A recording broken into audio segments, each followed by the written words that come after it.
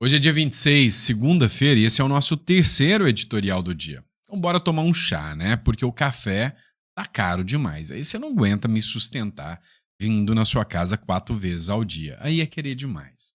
Mas enfim, senta, pega a pipoca. A nossa novela preferida tá tendo novos capítulos, tem coisa esquisita acontecendo.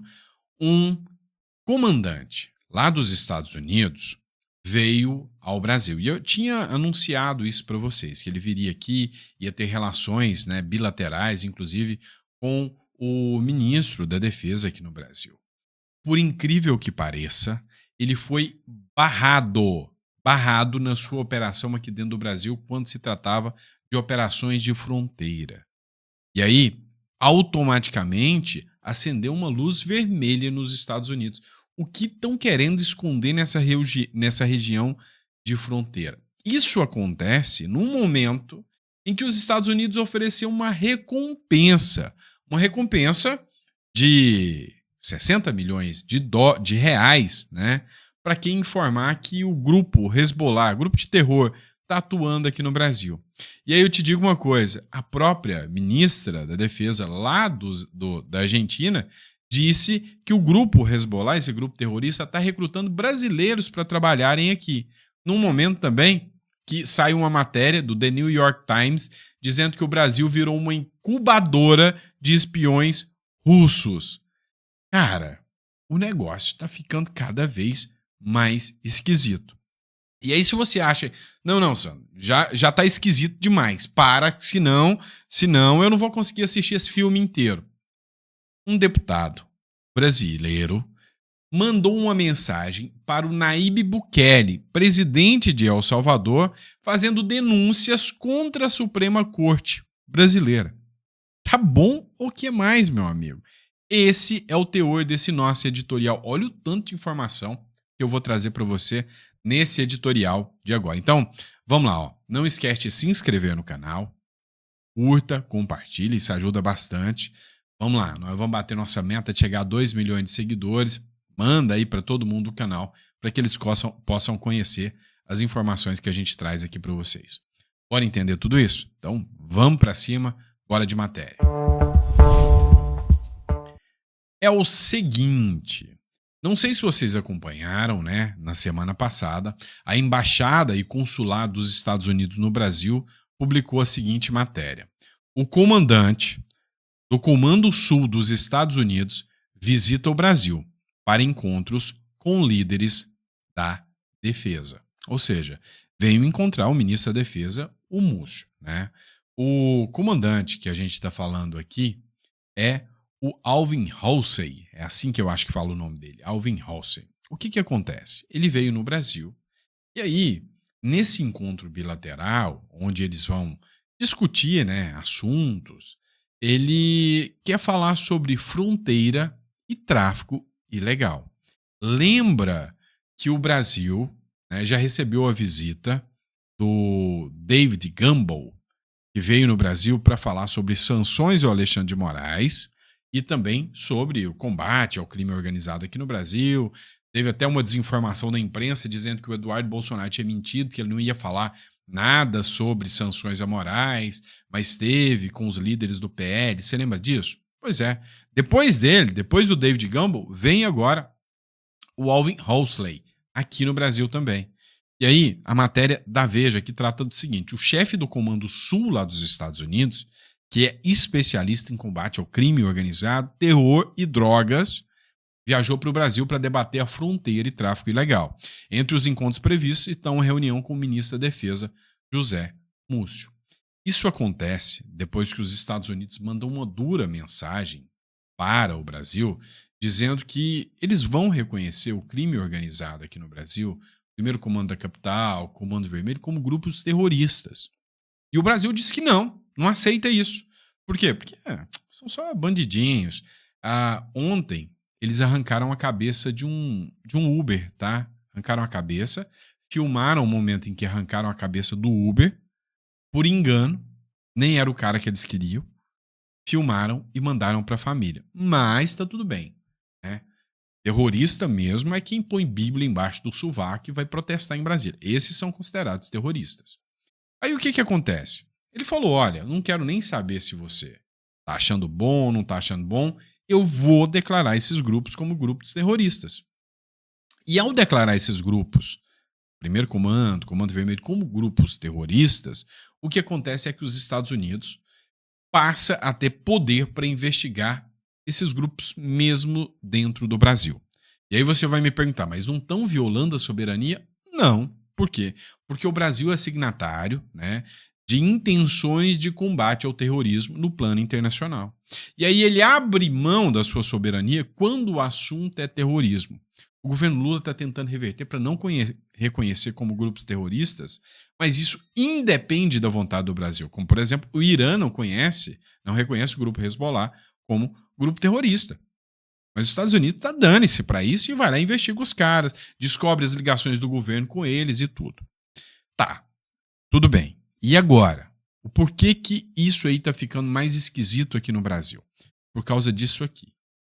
Acre na mira da inteligência internacional. Revista Medium, tá? Especializada em questões militares. Porque um almirante dos Estados Unidos foi barrado no coração da Amazônia brasileira. Uma visita negada, fronteiras vulneráveis, ONGs milionárias e uma rota de escoamento que pode estar financiando o crime organizado e o terrorismo internacional. Matéria da Arlete Caetana, parabéns aí a matéria dela. Em uma movimentação silenciosa, porém extremamente simbólica, o governo brasileiro negou a visita de um dos mais altos representantes das Forças Armadas dos Estados Unidos ao estado do Acre, o almirante Alvin Halsey, do Comando Sul, responsável pelas operações militares americanas em toda a América Latina. Tinha como destino o ponto mais remoto da Amazônia Ocidental brasileira. Mas por que essa visita foi barrada?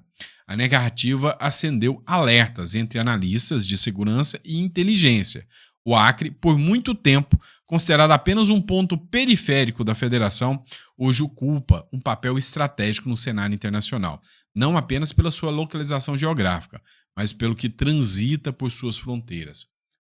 Ouro, drogas, armas, dólares e influência. A nova tríplice fronteira, Brasil, Peru e Bolívia, já estão na mira dos Estados Unidos. Meu irmão, essa negativa acendeu o sinal vermelho e, segundo essa matéria de outro jornal aqui, que é o Chumbo Grosso Manaus, lá de Manaus, também especialista em questões militares, mostrou o seguinte: Brasil veta almirante dos Estados Unidos e escancara a crise na fronteira amazônica. Acendeu o seguinte: alerta. O que o Brasil está tentando esconder nessa fronteira?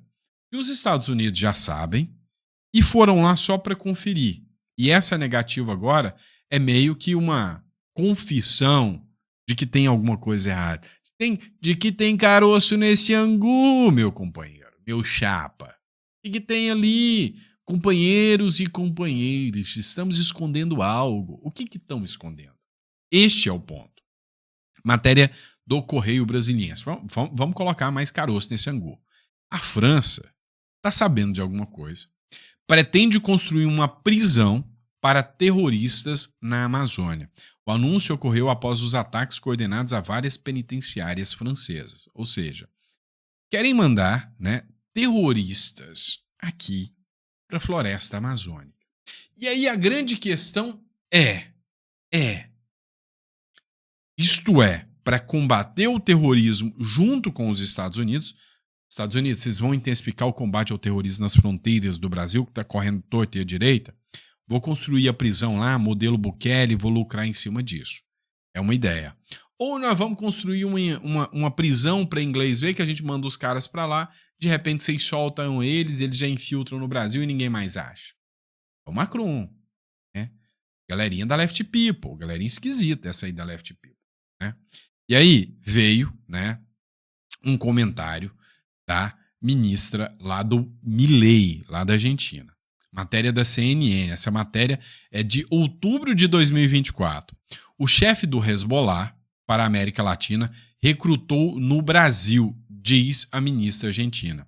As forças de segurança identificaram um homem que estaria por trás de atentados desde a década de 1990. A galerinha do grupo terrorista está agindo aqui no Brasil.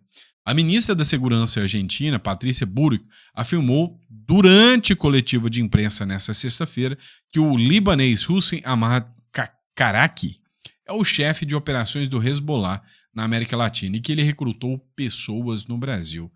Tá vendo que esse jogo tá ficando cada vez mais esquisito e que uma coisa tá puxando para outra? Que doideira, né? E aí, né?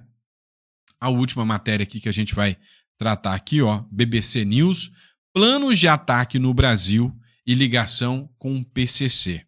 As investigações da PF sobre o Hezbollah no país. Sabe de quanto que é essa matéria aqui? Essa matéria é de novembro de 2023. Há tempo, os grupos e facções terroristas estão apoiando as facções criminosas aqui do Brasil. E isso entra no centro, né, de um conflito com o governo norte-americano que quer saber quais os grupos políticos participam efetivamente, né, na defesa de grupos terroristas, Hamas no Brasil. Será que é o Bolsonaro? Será que é o grupo da direita? Será que a galera da direita é contra Israel e a favor dos grupos palestinos? Será que são os partidos de direita que ficam viajando lá Palestina fora? Será que é o governo de direita que manda o vice-presidente para estar lá no Irã, do lado de grupos terroristas? Eu acho que é a turma da direita, né? Deve ser, só pode, né? Olha a última matéria da Globo News, é Globinho, tá? Os Estados Unidos estão de olho. Oferecem até 60 milhões por informações sobre a atuação do Hezbollah na Tríplice Fronteira. E aí a grande questão é, qual Tríplice Fronteira? É a de Cidade del Este, Foz do Iguaçu e Puerto Iguaçu, que fica ali na fronteira com o Paraguai, ou a Tríplice Fronteira ali entre Bolívia, Brasil, Venezuela, ali na parte de cima ali, né? Acho que é, né? Eu tô meio ruim de geografia. E aí, né? Parece tem muita coisa ainda para ser exposta. A gente vai acompanhar as cenas dos próximos capítulos sobre isso aí, tá? Agora bora falar de Bukele. Pois é, pessoal. Outra notícia que deixou a gente aqui antenado foi a do deputado Alex Brasil. Você já ouviu falar do deputado Alex Brasil? Pois é. Olha que interessante isso aqui. O Nayib Bukele fez um comentário sobre os juízes esquerdistas que não permitem o país evoluir. Será que você conhece algum país que tem isso? Acho que não, hein? Vamos lá. O Nayib Bukele escreveu o seguinte: se você não acusar os juízes corruptos, você não pode consertar o país. Eles formarão um cartel, uma ditadura judicial e bloquearão todas as reformas, protegendo a corrupção sistêmica que os colocou em seus assentos. Então ele falou o seguinte, olha, não adianta. Se os juízes são corruptos, os políticos corruptos colocam esses juízes lá, eles vão se proteger e vão formar um cartel. A única forma de solucionar o problema do Brasil, de qualquer país, é investigando e punindo esses juízes através de impeachment, através de cadeia, através de investigação independente da Polícia Federal. Porque eles detêm todo o poder. Imediatamente, o deputado Alex Brasil, é um parlamentar eleito pelo povo, mandou uma mensagem para o Nayib Bukele falando o seguinte, olha, presidente Bukele, o ponto é crucial. No Brasil, vemos como um ativismo judicial descontrolado, especialmente no STF, gera insegurança jurídica e freia o país, protegendo interesses que não são os da nação. A consequência é um sistema engessado e a descrença nas instituições. Ele continua. O Brasil vive um momento crítico onde o ativismo judicial compromete a segurança jurídica e trava o progresso da nação. Ministros que extrapolam suas funções, agindo como legisladores ou investigadores, criam um ambiente de incerteza, onde as decisões parecem atender a interesses particulares, não à vontade do povo. Esse cenário engessa o sistema, afasta investimentos e mina a confiança nas instituições, que deveriam servir a população, mas muitas vezes se colocam acima dela, perpetuando um ciclo de descrédito e estagnação. Não há como consertar o país sem enfrentar a corrupção entranhada no judiciário.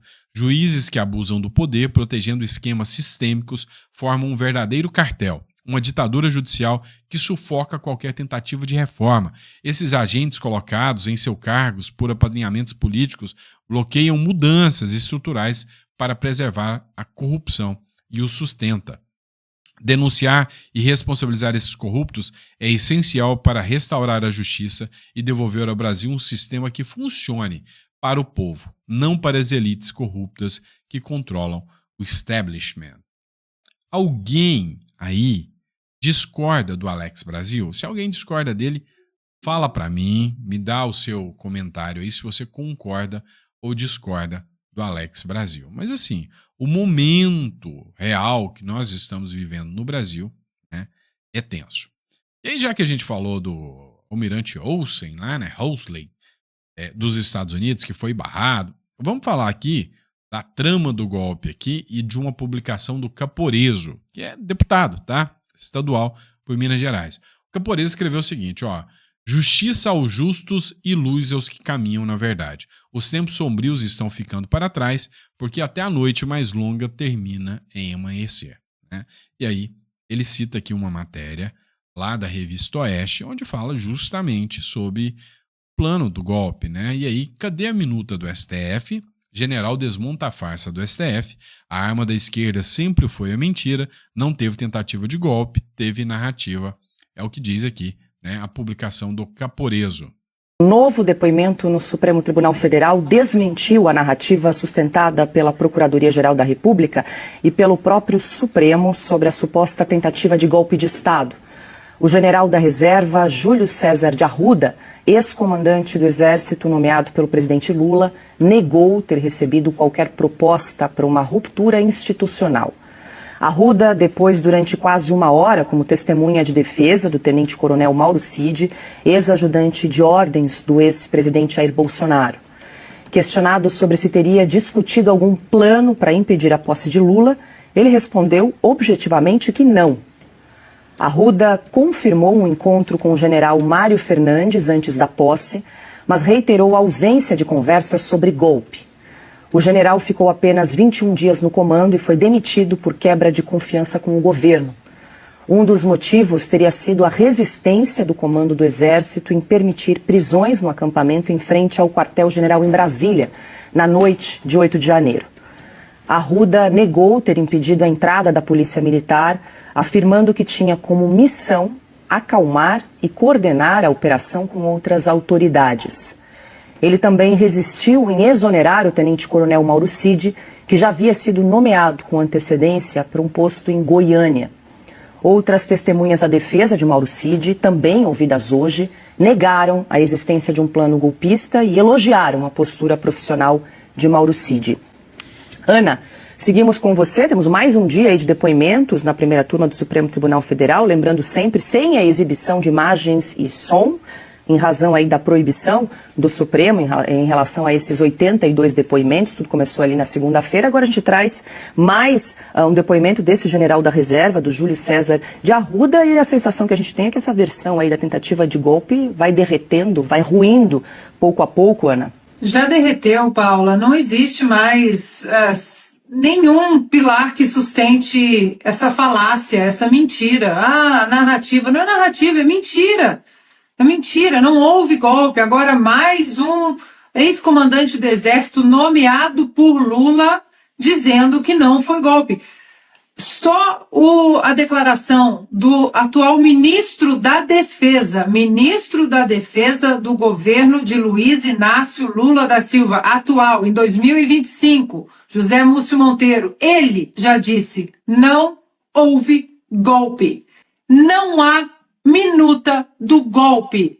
Não há, em lugar algum, nas investigações da Polícia Federal, nas 272 páginas da denúncia da Procuradoria-Geral da República, não há o documento principal para o golpe. Pois é. E aí, Qual é a opinião de vocês sobre isso? Porque para mim, sabe, que estou acompanhando toda essa situação, todo esse processo, eu vou ser sincero para vocês, né? Tudo que foi apresentado até agora, a gente pode caracterizar sem medo algum de errar, e foi só narrativa. Nada mais do que isso. Vamos lá, pessoal. Essa notícia aqui, né, ela foi jogada ali pelo UOL para desestabilizar o bolsonarismo, para que os bolsonaristas vejam que o Bolsonaro era mauzão e alinhado a corruptos como Alcunha. Pois é, mas não tá valendo, não tá convencendo, não tá bom não, tá? Não tá não. Olha só, Eduardo Cunha pediu para o Mauro Cid interceder com Bolsonaro ao seu favor. Olha só, então quer dizer que ele é alinhado ao Cunha. O ex-presidente da Câmara acionou o tenente-coronel para interceder junto ao então presidente em 2022. O tema era um processo que revogava sua ficha suja para permitir que ele disputasse as eleições. Os diálogos foram extraídos do celular do Mauro Cid depois de investigação da PF. Uma parte estava sob sigilo. Cunha queria a ajuda de Bolsonaro para que a AGU não recorresse contra a decisão que o favoreceu. E aí está aqui as imagens do Mauro Cid, da conversa do Mauro Cid com Cunha. Procurado pelo UOL, Cunha afirmou desconhecer esse diálogo aí. Mas aconteceu, está aqui o diálogo aqui, né? Ou seja, foi uma conversa do Cunha pedindo ao Mauro Cid. Agora, meu pequeno gafanhoto, para pensar comigo. Você já ouviu falar em Fishing Expedition? Ou seja, pescaria de provas? Deixa eu perguntar uma coisa para vocês. Isso aqui não estava em sigilo, segredo? Por que isso aqui chega até na imprensa? Um trecho que não tem nada, mas absolutamente nada a ver com golpe. Não, mas estamos argumentando aí o golpe que a Ana Paula Henkel acabou de falar. A minuta é golpista, o trama é golpista, Bolsonaro é golpista, você é golpista, minha mãe é golpista, sua avó é golpista, né? Até seu cachorro é golpista. E aí eu te pergunto, né? Será o porquê eles querem fazer esse vínculo do Cunha com o Bolsonaro? Olha, querem manchar a imagem do Bolsonaro de que ele era aliado a corruptos. Foi um pedido do Cunha para o Mauro Cid, que provavelmente não chegou ao Bolsonaro. O Cunha concorreu em 2022? Ele foi eleito em 2022 e concorreu? Não. Então, não foi cumprido pelo Bolsonaro. Segundo, o Bolsonaro respondeu alguma coisa aqui nas mensagens? Não. Então, por que de ser uma matéria dessa? Do jeito que o Brasil anda sendo essa república tupiniquim, do jeito que o golpe Tabajara está funcionando, daqui a pouco, né, não me assustaria nada eles apresentar uma nota dizendo que o Cunha fazia parte do plano de golpe e que isso começou lá em 2016, quando derrubaram a Dilma Rousseff. Nada me assustaria, né? Porque assim, os caras manda ter criatividade, mas os caras é bem sem criatividade, né? Porque as narrativas estão caindo tudo. Não para por aí, o STF está na mira também da imprensa. Parece que aquele amor ferrenho da imprensa ao STF está caindo por terra. Olha essa publicação que foi feita pelo Estadão. A condenação de jornalista por divulgar dados públicos mostra que a toga virou escudo e o judiciário uma corporação que intimida críticos e se protege sobre o manto da honra ofendida. Está começando a cair a ficha. Uma jornalista da Zero Hora, eu trouxe uma matéria para vocês aqui muito bem feita, muito bem elaborada, do Andreasa, onde ele falava que essa jornalista da Zero Hora, né, pouco conheço o trabalho dela, ela foi condenada a 600 mil, junto com o jornal, porque ela mostrou dados que estão no portal da transparência de que uma pessoa ligada ao judiciário, uma desembargadora, se eu não me engano, recebeu 600 mil reais num mês. E estava lá no portal da transparência e essa jornalista divulgou isso. É justo? É justo? É normal? O André Marsiglia comentou isso aqui, falou, olha, se juízes de primeira instância se sentem confortáveis para censurar a imprensa, hoje em dia, no país, é porque usam o STF de exemplo. mas também é porque não leem críticas contundentes da grande imprensa aos arbítrios do STF. Os editoriais mordem hoje no que assopram amanhã.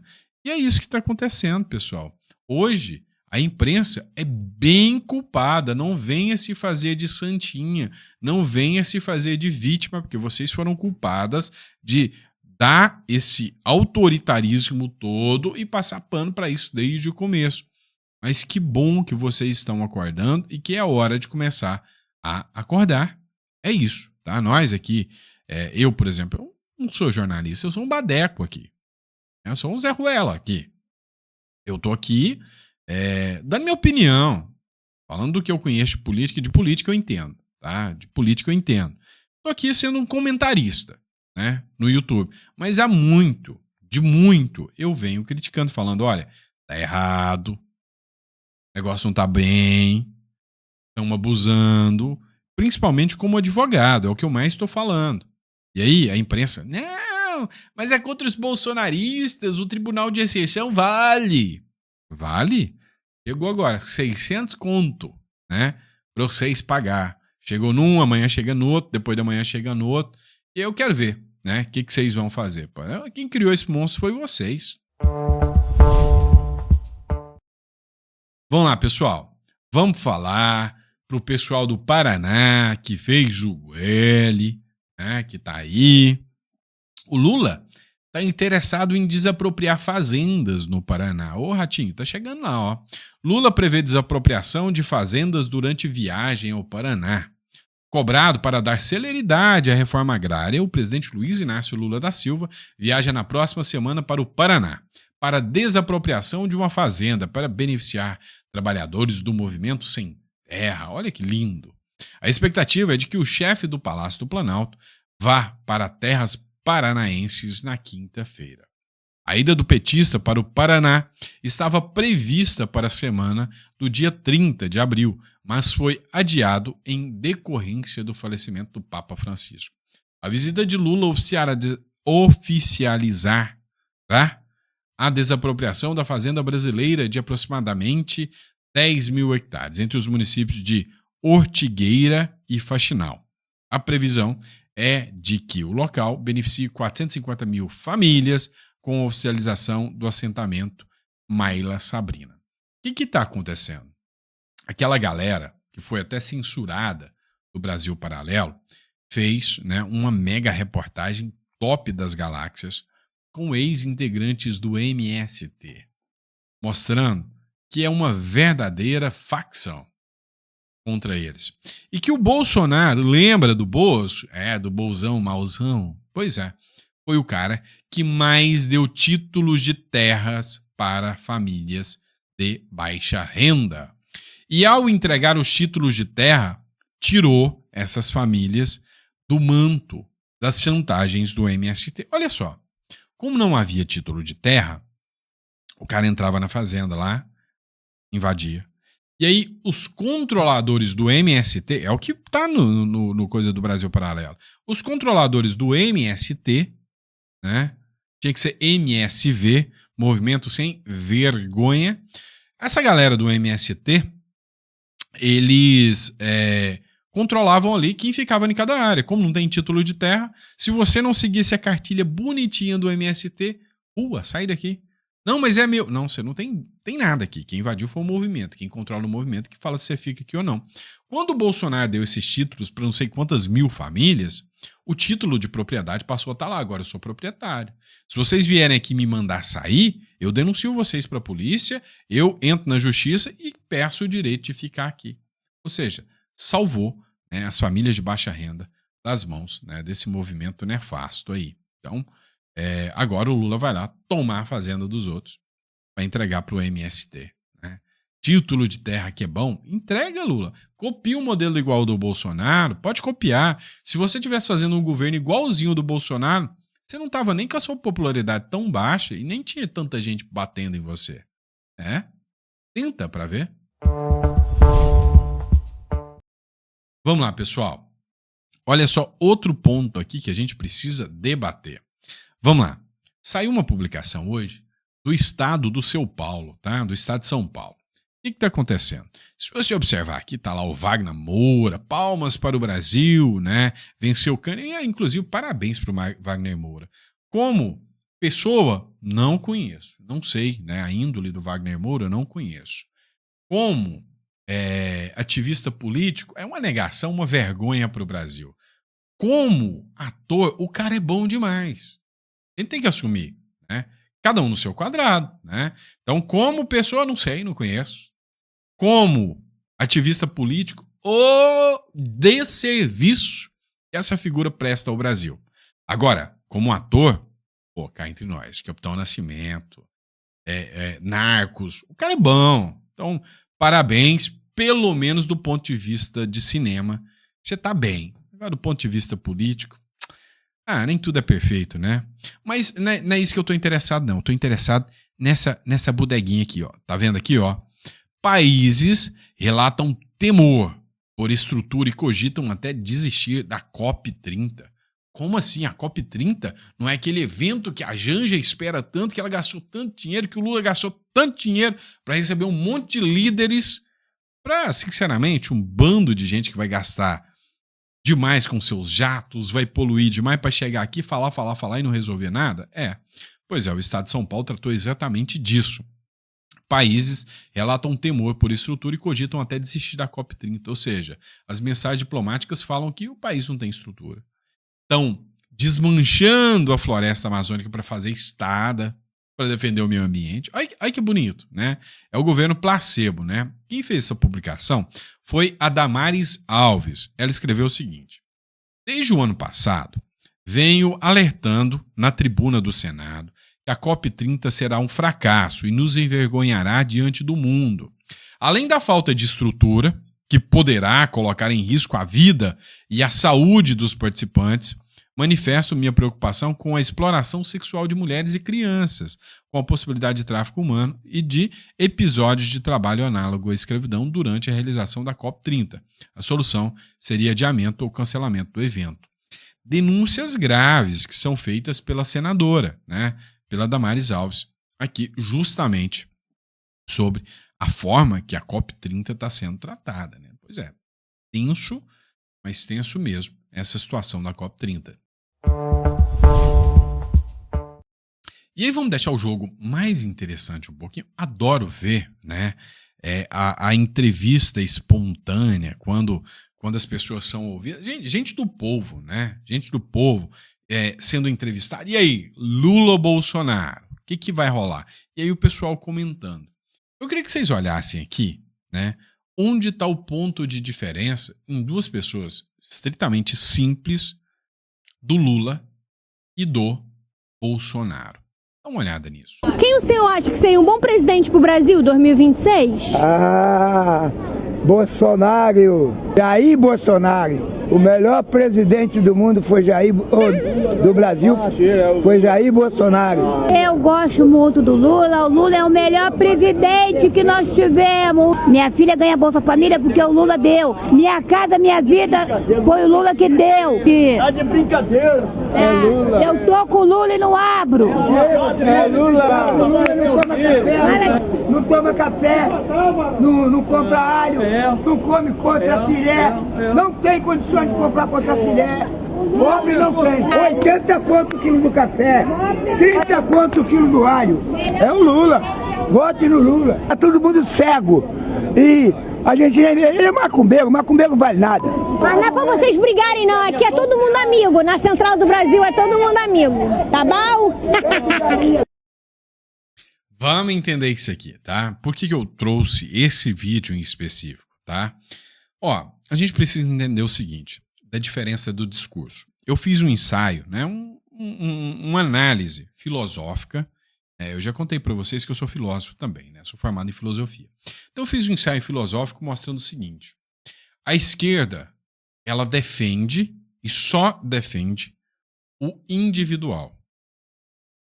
A direita, ela defende muito mais o coletivo. Como assim? Mas parece que o discurso é outro, Sandro. Calma, né? Eu vou tentar te explicar aqui. E vou rápido, porque o vídeo já está passando o tempo, eu estou conversando demais. Vem cá, é o seguinte. Você viu que o discurso dela é, não, é Lula. Por quê? Porque eu, ou minha filha, ganha o Bolsa Família. Você vê como isso se torna um instrumento de compra de votos. Né? Não, porque é o Lula que deu o Bolsa Família. O Lula não dá nada. O dinheiro é nosso. Ah, mas o Lula deu Bolsa Família para minha filha. Ele é bom demais.